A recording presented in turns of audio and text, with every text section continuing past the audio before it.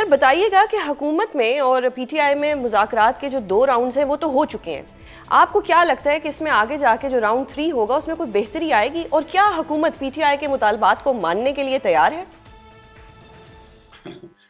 بسم اللہ الرحمن الرحیم. پہلے دوسرے سوال کا تو جواب سمپل ہے کہ اگر کوئی بھی مطالبہ نہ ماننا تھا تو پھر بیٹھے کیوں ہیں. ظاہر ہے کہ حکومت نے بھی مینٹلی تیار ہونا چاہیے کہ انہوں نے کنسیشنز دینے ہوں گے. اب کتنا ہوتا ہے، ان کی کیا ڈیمانڈ آتی ہے اور یہ کتنا کنسیڈ کر سکتے ہیں، وہ ایک الگ ایشو ہے. تو سر لیکن آگے یہ لوگ بڑھنے کے لیے حکومت بیٹھی گئی ہے یا ان کو بٹھایا گیا ہے؟ کیونکہ علی امین گنڈا پور صاحب فرماتے ہیں کہ حکومت کو اسٹیبلشمنٹ کی حمایت حاصل ہے.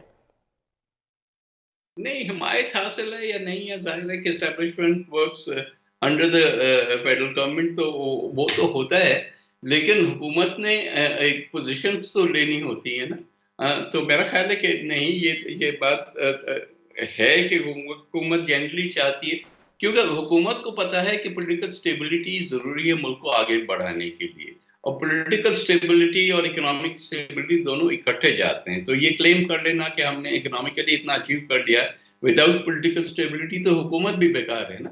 تو صحیح they have to move towards that. صحیح. تو حکومت سر has to gain. P T I تو 2 مطالبات کر رہی ہے، وہ بیچارے کہہ رہے ہیں کہ ہمارے 2 ہی مطالبات ہیں، پھر ہمیں ابانی پی ٹی آئی سے ملوانے بھیج دیں یا کچھ بھی کر دیں، یہ 2 مطالبات ہی ہمارے ہوں گے کہ 9 مئی اور 26 نومبر پر جوڈیشل انکوائری اور سیاسی قیدیوں کی رہائی. دیکھیں، ایسے نہیں ہے، اتنا آسان کام نہیں ہے جیسے آپ کہہ رہی ہیں. پہلی چیز تو یہ کہ جو کمیٹی کے اندر ہوتا ہے اور جو باہر آ کے تقریریں ہوتی ہیں نا، وہ الگ الگ چیزیں ہیں. So let us keep that in perspective. اب بانی پی ٹی آئی سے ملاقات کی ریکویسٹ پی ٹی آئی کی طرف سے آئی ہے نا، صحیح. پہلی بھی تھی اور اب جو دوسری والی ہے وہ بھی ان کی طرف سے آئی ہے نا. گورنمنٹ کو نہیں فورس کر رہی کہ آپ ضرور جائیں، جا کے ملیں یا وقت لیکن لیں سر وہ یا آپ لوگوں کی خدشات ہوتے ہیں نا کہ کل کو خان صاحب کو یو ٹرن نہ مار دیں. ارے بھی شاید یہی چاہتے ہوں گے کہ ہمیں کوئی ایک پکی چیز مل جائے یا ہمیں کنفرم ہو کہ ہم بانی کو کہہ سکیں کہ جی یہ تو آپ کے کہنے پہ ہی کیا تھا. نہیں، یہ تو خیر اب ظاہر ہے بٹوین دا ٹیم، پی ٹی آئی کی ٹیم اور پی ٹی آئی کی لیڈرشپ کی بیچ میں یہ ساری بات ہے نا. ہم کیا کریں ایز اے تھرڈ پارٹی، یا حکومت کیا کرے.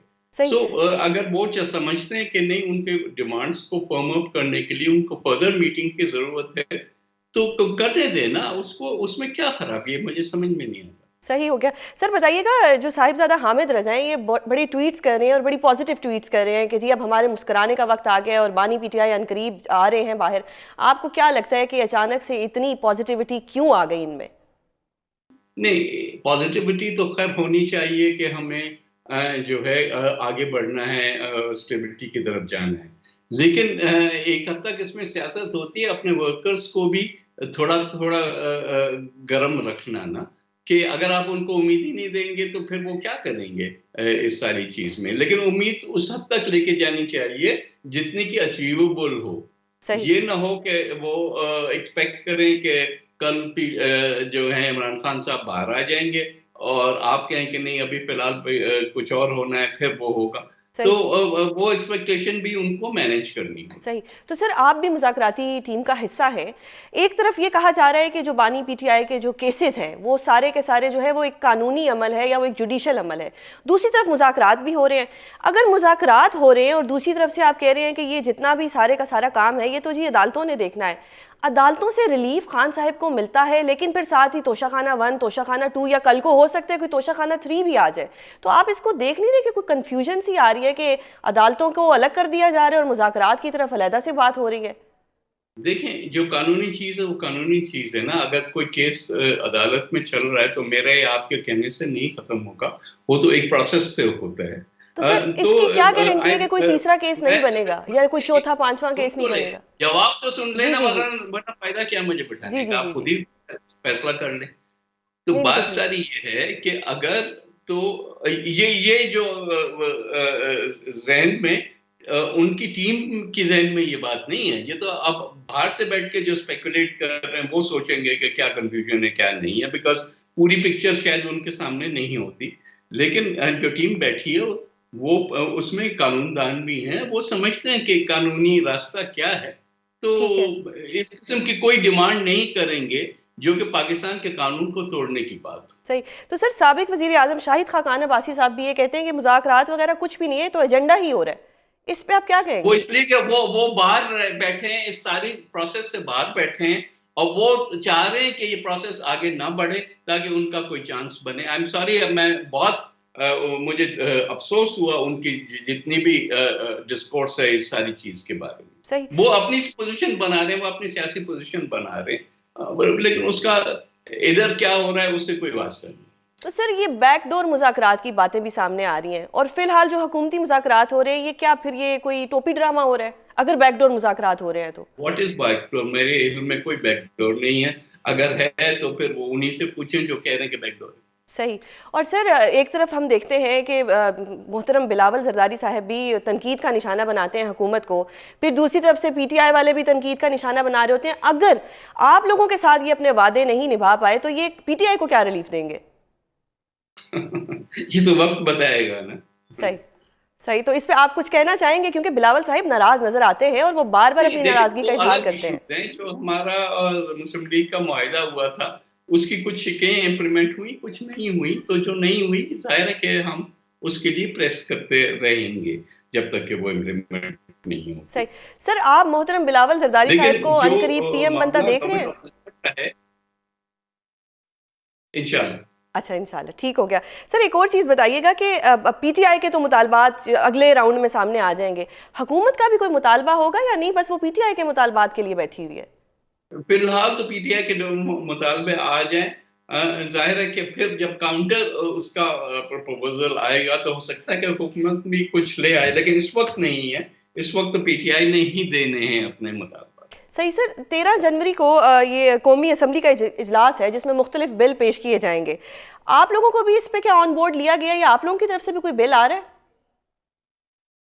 نہیں، ہماری طرف سے ایسا جیس پارٹی تو کوئی بل نہیں. ظاہر ہے پرائیویٹ ممبرز ضرور ہمارے پارٹی کے بھی ہیں جو دیتے ہیں، لیکن حکومت نے کچھ بلز شیئر کیے ہیں جس پہ ہماری لیجسلیٹو کمیٹی جو ہے وہ ڈیٹیل سے غور کر رہی ہے، اور اس میں اپنی جو ان پٹ ہے اور اپنی جو امینڈمنٹس ہیں وہ دے رہی ہے، جو کہ ہم چاہیں گے کہ حکومت ہمارے ساتھ ان امینڈمنٹس پہ بیٹھے اور ان سر بلز کو اس حکومت کسی تک 27ویں موڈیفائی. آئینی ترمیم کی طرف تو نہیں جا رہی؟